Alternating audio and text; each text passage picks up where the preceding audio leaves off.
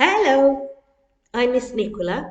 I am the head of English, and I'm very, very excited to tell you a little bit about World Book Day. So the first World Book Day took place in 1997, and the whole idea of World Book Day was to open up young people's minds to discovering the pleasure and joy of reading. This is a quote from their website. Reading for pleasure is the single biggest indicator of a child's future success. So it's the thing that makes the most difference to your future as a student. More than family circumstances, more than the education your parents have, more than how much money your parents make.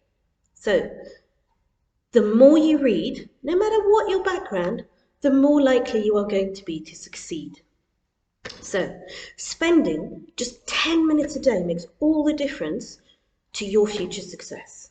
So, we're going to read a book together today. It's one of my favourite books. It's a book based about, it's set in the Emirates, the Arabian Gulf, and it's all to do with pearl diving.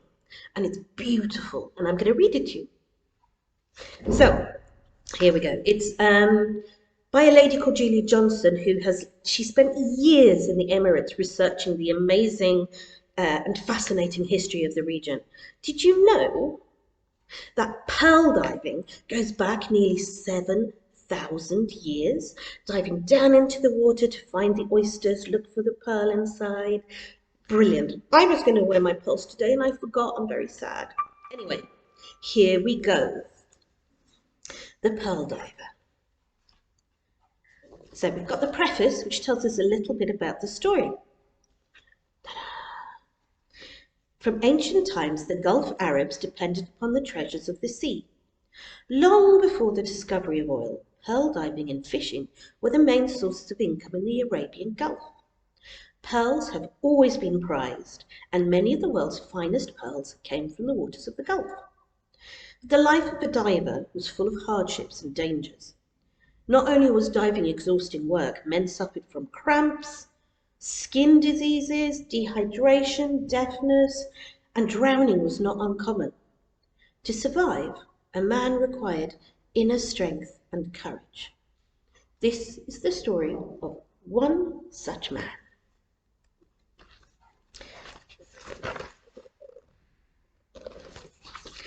Said looked at the strong black arms of the two oarsmen as they rowed the boat clear of the harbour.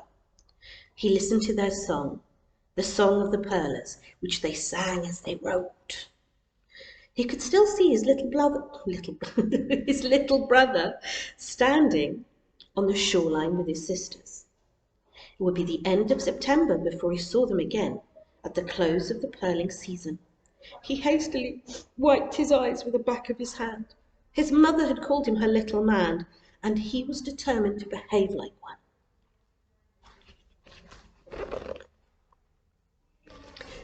It was the middle of May, the start of the big dive in the Arabian Gulf. Said had always wanted to go with his father to the pearling banks. Although he was only 6, the Nakuda, I very likely got the Arabic wrong. It's your job to come and find me and correct me, which is got the glossary at the back, so we find the word. It's the captain of a pearling boat. And then we've got Sambuk, which is the name of the boat. Who was in charge of a Sambuk had agreed to take him on as a deckhand. He would have to catch fish and make coffee, and he would learn to dive. His father had promised to teach him. Already he could swim like a fish, and he'd been secretly practicing holding his breath and slowly blowing out a stream of bubbles under the water. He wanted his father to be proud of him. It was said that Abdullah was one of the best divers. Said had heard the stories of how long his father could stay under the water, of how many oysters he could harvest, and of how deep he could dive. Only one man in 20, it was said, could go deeper than 16 fathoms. Said knew that the Nakuda was happy to have his father on board because it increased his chances of finding a really special pearl. Those found in deeper water were supposed to have a finer luster, shine. The crew, too, would rejoice in a valuable catch, that they would receive a share of the profits. So the work of one man helps all of them. Isn't that lovely? But aren't you ever afraid, Father? Said had asked. You must learn the ways of this sea, my son, and know its secrets, Abdullah had replied. Said had wondered what he meant. And I have Ahmed to look out for me, he added. He's a good hauler, and I trust him as if he were my brother. Every diver had a hauler. Pulls them back onto the boat. And Said knew that the relationship between them was a very close one. The diver depended on his hauler to pull him from the sea as fast as possible, when he tugged on the rope to let him know that he was ready to surface. Said turned now to see the men raising the huge white sails.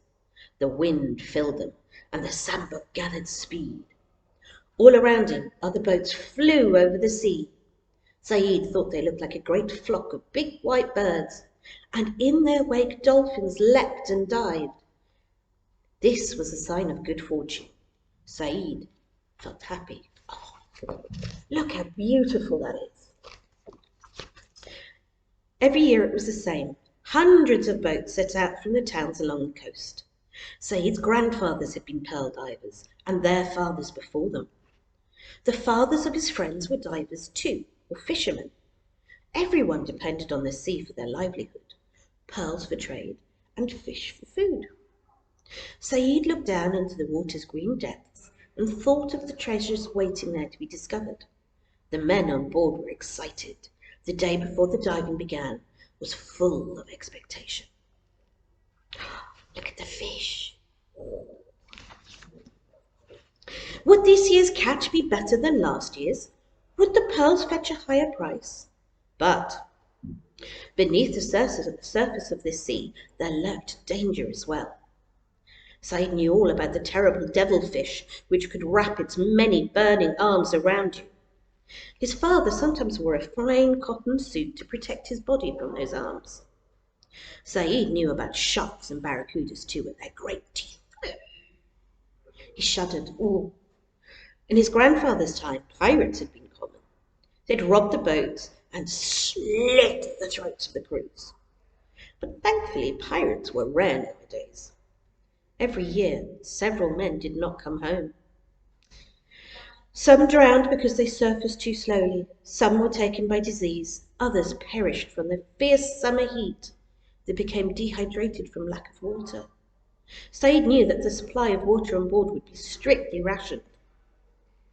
One year a shamal, let's look that up now, glossary. A sand-laden wind from the north blew so fiercely it raised great clouds of dust which became a thick fog. Over 100 boats and their crews were lost in the storm. Said thought of his little brother waiting for him. He thought of his mother and his sisters and prayed to Allah to keep this crew safe. The Nakuda had the reputation for being a religious man. He had been the captain of a pearling boat for many years, and it was said that he was fair and just. Few accidents befell the men who dived for him, as he did not take unnecessary risks. For these reasons, men would travel far to join his crew. Here they are, making their coffee. Said felt a hand on his shoulder. He looked up to see his father smiling down at him.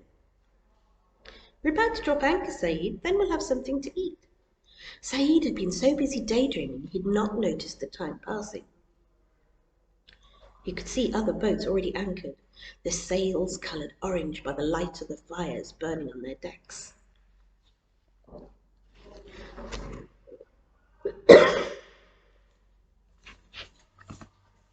After supper, Abdullah found a space on the crowded deck and lay down. Said yawned drowsily and curled up next to his father. He was soon fast asleep. The men were up again before sunrise. They said their prayers and ate a few dates. Said knew they would not dive on full stomachs.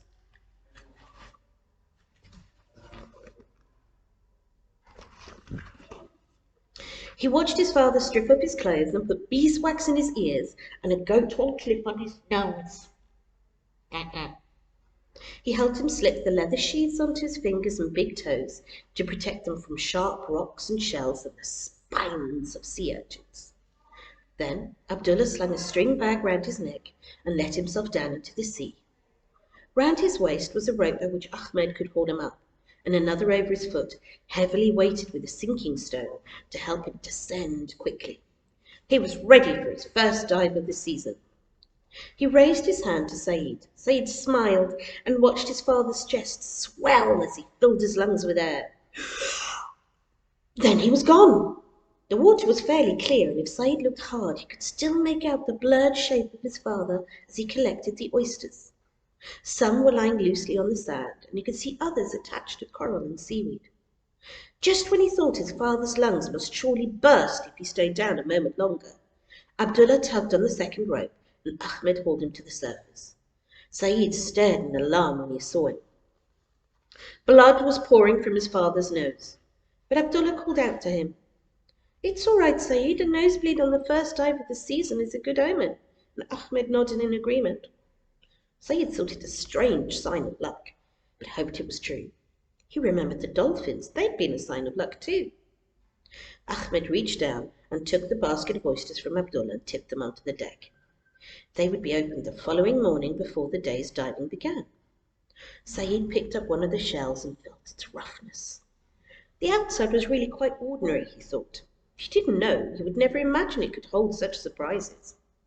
He supposed people were a bit like that too. He wondered if this oyster contained a pearl. A few did, many did not. There was a belief that a pearl was a drop of dew or rain which the oyster had caused by rising to the surface at night and during a shower of rain. Said liked the story, but he knew it wasn't true. An oyster made its pearl around an intruder, perhaps a tiny worm, or a speck of grit which was irritating it. He thought it very clever that something so small could make something so beautiful. His thoughts were interrupted by the Nakuda. "Well, Said bin Abdullah," he said, "are you going to watch your father all day, or are you going to work for your living?" Said dropped the shell and looked ashamed. "It's all right, young man," said the Nakuda and smiled at him. "Come along, I'll show you how to make good coffee. Your father and the other men will want their coffee when they take a rest." He showed Said how to roast the coffee beans and how to grind them with a pestle and mortar. Then he added water to the ground coffee and put it over the fire. When it was boiling, he dropped in a few cardamom seeds. Yum. Towards evening, the Nakuda taught Said how to empty the big domed wire fish traps which had been put down the night before, and he learned how to prepare the fish for the men's supper. Abdullah was tired after his last dive. It had been a long day, and he'd been diving for almost 8 hours with only short rests at the surface. The fish and the rice smelled good. The men ate hungrily, and Said was pleased. He felt happy that he'd done a day's work too. "You have done well, my son," said Abdullah. "See, I have something for you." And he gave Said a beautiful shell. Said stroked it. He liked its spines. There were 6 of them, like 6 fingers, and when he turned the shell over, its opening was smooth and pink. "Put it to your ear," said Abdullah, and when he did so, Said could hear the sound of the sea. This must be one of the sea's secrets, he thought. He decided he would give it to his little brother when he returned home, and he held it close to him when he lay down to sleep by his father's side. Early the next morning, the crew sat around the large heap of oysters gathered during the previous day and set to work on them with crooked knives, under the watchful eye of the Nakuda. The voice of Naham the singer was strong, and soon the men were working to his rhythm. They tossed the discarded shells back into the sea, and the gulls flew down, screeching and fighting over the soft, tasty flesh of the oysters. Most of the shells contained nothing of worth, but a few held small seed pearls, and 1 or 2 gave up more valuable treasures.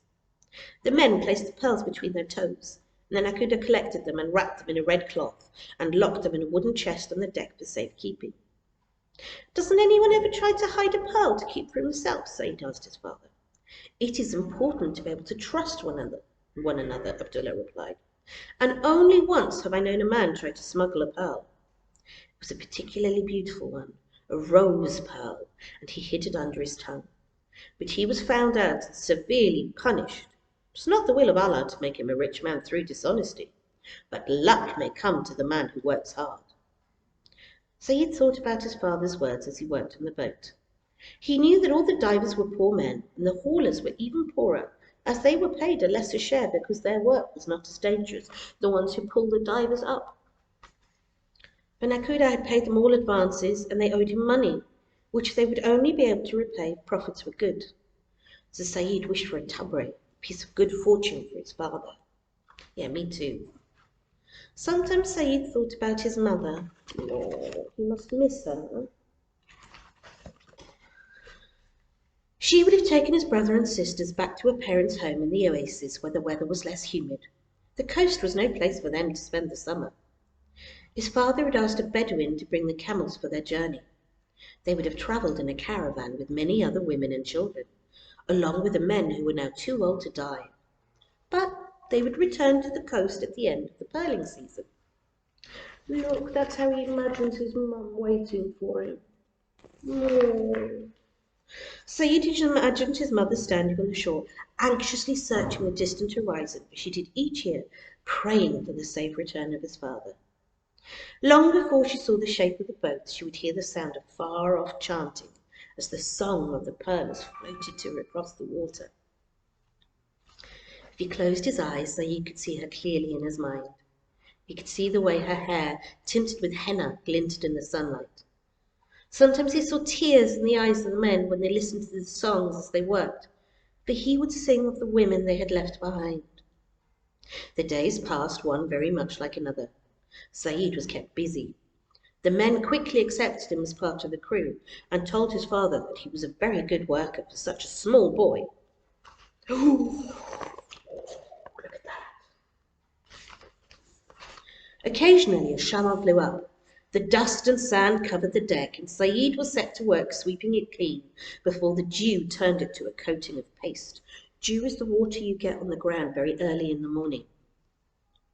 Sometimes it was so bad that they had to shelter behind the reef until it passed. Several days' diving were lost, but the men were grateful for the rest, although the Nakuda generally managed to find plenty of work for them to do on board. There were sails and fish traps to repair, and barnacles to scrape off the underside of the boat. They're like shells that attach themselves to the boat. Oh, so beautiful. Oh. After a particularly violent storm had passed, the men hauled up the sails, and the Nakuda studied the sea. Look, Said's father told him. See how he reads the water for signs, just as the Bedouin read the desert. It was true. But Nakuda needed no compass. The sea itself was his map. Amazing, right? As they sped over the waves, following the Nakuda's commands, they could see in the distance a sambuk with a black flag thrown across the sail. Straight away, the Nakuda ordered his crew to bring down the sails so that they might draw alongside the other. What is it, my friend? He called. Do your men need food or water? But the flag was not a cry for help. It was the sign of death. 6 men had been lost to the sea in the storm. May Allah preserve you from further sorrow, the Nakuda said. We were lucky, Abdullah said. The Nakuda is a wise man. He knew the wind was coming and we sheltered before it was upon us. One morning, Abdullah announced that it was time for Said to come diving with him. Said had been so busy he'd almost forgotten that he wanted to learn to dive. Now Abdullah gave him a clip to put on his nose. Together they jumped into the water. The sea was warm, but Said shivered, and his heart seemed to beat very fast. Abdullah told him to hold on to a rope dangling from the sambuk's side. We won't go very deep. We'll just look around the surface of the water for as long as you can hold your breath. He took Said's hand in his and told him to take a big, deep breath. Then they dived, and suddenly a whole new world opened up before Said's eyes. The vague blurred shapes he'd seen from the boat became brightly coloured fish. He could see beautiful corals and weeds swaying in the current. In his wonder, he forgot his fear.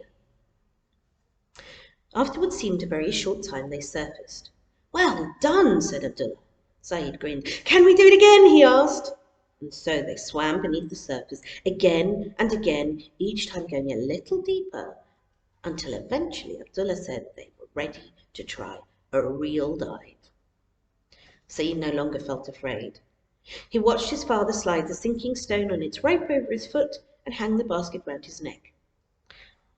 "When you reach the oyster bed, I shall let go of your hand, and you must swim slowly to the surface," Abdullah told him. Saeed nodded. He took a big breath. His father let go of the sinking stone, and then they were descending fast. The oyster bed, Saeed felt his father squeeze his hand and release it slowly. He began to rise again. When he looked up, he could see big, bright shafts of sunlight filtering down through the water, and there was Ahmed looking over the side of the boat, anxiously waiting for him. But Ahmed need not have worried. Saeed still had air in his lungs when he reached the surface. The other divers and haulers were watching too, and they all cheered, "Saeed, yay!" Even the Nakuda clapped him on the back and told him that he would make a fine diver, just like your father, he added. And Saeed felt a warm glow of pride fill his heart. Look at all the creatures he saw down there. After that, Saeed practiced diving for a little while every day. Gradually, he was able to hold his breath underwater for longer and longer stretches. In the evenings over supper, he joined in the men's conversation. When they asked him what he'd seen that day, he told of fish with long noses, of others with long tails, of brightly coloured ones, and some that puffed up and stuck out their spines. He learned that the great flat ray had a fiery tail, and that the beautiful fish with stripes like a lion could poison you with its spines. There was one fish which looked so much like its surroundings you could mistake it for sand and stones. But if you trod on it, that would be the end of you. "Don't be misled by the pretty little seahorses," said Ahmed. "Close your eyes if one comes near. It's thanks to a seahorse my cousin Juma came by his blindness." His father taught him to curl up his feet around the rope when he was hauled up. A shark could be attracted by the light-coloured soles of your feet, he warned. Saeed tried to remember everything he was told and thought of his father's words, "Learn the ways of the sea." Sometimes Nakudas from other boats visited in the evenings for coffee and conversation. They usually discussed the value of their catch. At times, a Tawash, a merchant from a nearby port, came in a small dhow and boarded the Sambuk. Saeed watched the Nakuda unlock the wooden chest and take out the red knotted cloth containing the pearls. Carefully he would open it and spread it out before the merchant, inviting him to examine them. The merchant would take out his little copper sieves, 24 of them with holes of different sizes, to grade the pearls. Then he would weigh them in tiny scales against weights if the pearls were sizable, against thin metal weights if the pearls were really small. If he liked the look of any of them, much bargaining would take place. Eventually, he and the Nakuda would reach an agreement through a special secret sign language, by touching fingers under the cover of the red cloth. Saeed knew that the merchant would sell the pearls to rich dealers from India. He tried to imagine the little seed pearls decorating a beautiful wedding gown. It was difficult because he did not really know what such a gown looked like. He'd never seen one. But he could imagine a crowd. His father had drawn one in the sand with a stick. Perhaps some of the larger pearls would be set in gold and sit on a Maharaja's head. Saeed had heard stories about a Persian nobleman who'd ordered thousands of small pearls to sew onto his horse's trappings. What a sight that must be! Wow. Towards the close of the season, when the catch looked no better than the previous years, something happened to change everything. It was the end of the day, and Abdullah had dived more than 40 times. He was tired because he decided to make just one more dive because he was fairly certain that he'd spotted a clutch of oysters. Spotted? A packed mass, clinging round and growing out from each other. This was the tub he'd been hoping to find all these weeks. Such a clutch was invariably pearl-bearing. It had been out of his reach on the previous dive. It was in very deep water, and he did not have enough breath left to get to it. His heart was beating with excitement as he filled his lungs with more air than he had ever taken in before. Then he plunged, dropping down into deep waters with the aid of the sinking stone. Searching the green darkness, he found the place where he thought he'd seen it. Sure enough, there it was, just below him.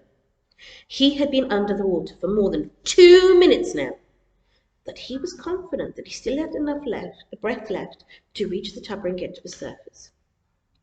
What he did not notice in his eagerness was a huge, dark shape looming towards him. As he prized the great clutch of oysters away from the rock and dropped it in his string bag, the shark was upon him. On the deck of the Sambuk, Said was waiting for his father to pull on the rope, signalling that he was ready to be hauled to the surface. Ahmed had put Said in charge of the rope while he mended a sail, telling him to shout when Abdullah tugged, and together they would pull him up. But suddenly the rope went slack. Said let out a cry of alarm. "Help!" Ahmed rushed to him. "Well, what is it?" he asked. "The rope, it's not heavy anymore. My father, he must have let go," said Said, as he tried to hold back his tears. He knew that something was wrong. Ahmed shouted to the others, "Diver in trouble! Diver in trouble!" All around him, the line of divers leapt back into the sea in search of Said's father. Suddenly, Said saw a large, black, triangular fin. He let out another cry of alarm. But it was not skimming through the water, it was rising up towards him. He peered more closely and he could make out something clinging to the underside of the shark. Said could not believe his eyes. It was his father, his hands thrust deep into the shark's gills. Look at that! Isn't that incredible? As he surfaced, he let go of the great fish. It swam away, dazed, and struggling for breath. Abdullah was gasping for air too, gulping hard. Other divers surrounded him, buoying him up in the water. Benakuda and Ahmed reached down and helped him into the Sambuk. He lay on the desk exhausted. The captain slipped the basket bulging with oysters from around his neck. "Tubber," he said. "And the shark wanted it too, eh?" Abdullah smiled weakly. "Tubber," he replied, and he squeezed his son's hand. Later that evening, with food and coffee inside him, Abdullah described what had happened. When he'd seen the shark heading straight for him, he sensed that it was angry and about to attack. It was unusual, but perhaps the shark was hunting the fish, which was swimming about close to the oysters, and Abdullah had got in its way. He knew that he must remain calm and use his brains if he were to survive. He sank down to the seabed and lay on the bottom to show the shark that he was no threat to him, and prayed to Allah to grant him enough breath to prevent him from drowning. But the shark attacked again, and this time Abdullah plunged his hands into its gills. Unable to breathe, the shark was desperate to escape and rose to the surface as Abdullah hoped it would. The others listened in wonder to his tale, a tale which would grow more colourful with the telling, foretold it would be by every diver and every hauler on the Sambuk to their children and their children's children. Here he is telling the story, and now we're telling the story. But the tale was not finished. "You forget, Abdullah," said the Nakuda. "You have not yet opened the tabret. In view of your bravery, the first pearl in that clutch of shells shall be yours." And so it was that when the flag of departure was hoisted, Said sailed home, his father at his side, with riches in his hand and riches in his heart. Isn't that gorgeous? What a fabulous book. Can you remember any of the fish we talked about in there? You had the one with the long nose and the one with the spines. Can you remember how many fingers the shell had? Can you remember the colour of the shell? What were they going to do with the pearls? Where were they going to put them? They were going to sew them on something. Yeah? They were going to put them in gold. Yeah? These brave men took their lives in their hands to provide beautiful things. And that's part of the history of the Arabian Gulf. So now you can be thinking about World Book Day, what character you might like to be, what you're going to dress up as. Maybe you want to think about sharing one of your favourite books with me. Yeah? Remember, reading is the gift that keeps giving. Thank you.